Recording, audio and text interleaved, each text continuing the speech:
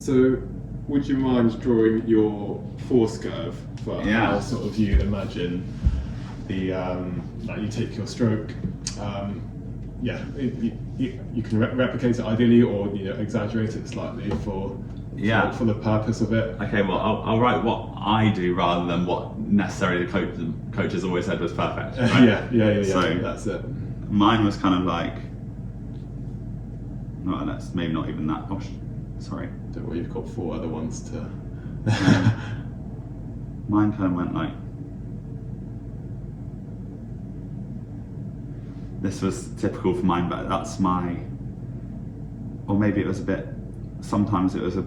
That was me in the quad normally, and this is sort of 80 degrees through the stroke. So this was when we go past the pin.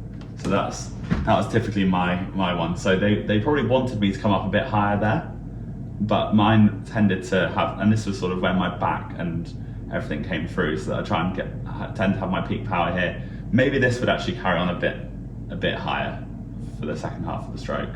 But that was typically how I'd be in the quad. Definitely on the erg, what I'd see was kind of, it would start a bit more like here, and it would kind of go like that. So that was my sort of ergo power curve. Yeah. And when I was rowing at higher rates, it would typically go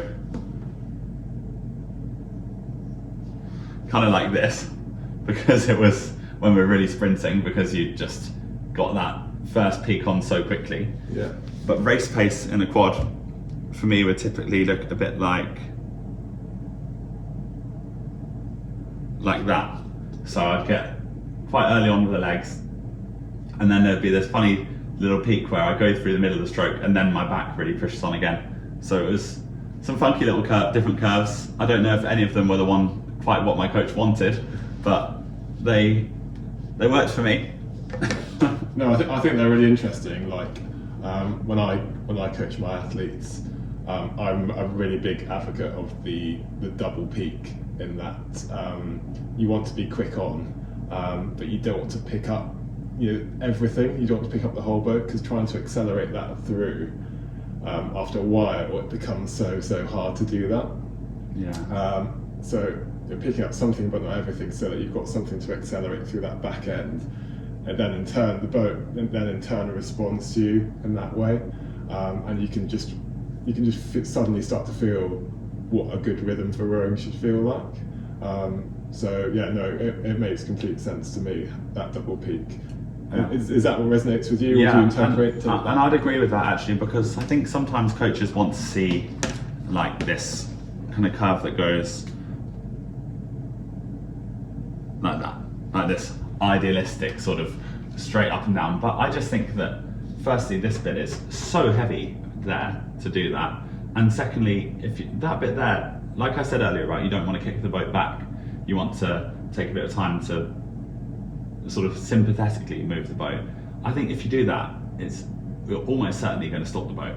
And I just don't understand why the coaches, like, I understand from a theory perspective that's a nice even application of power, but when you're moving a boat, personally, I don't think it's the right thing. Yeah.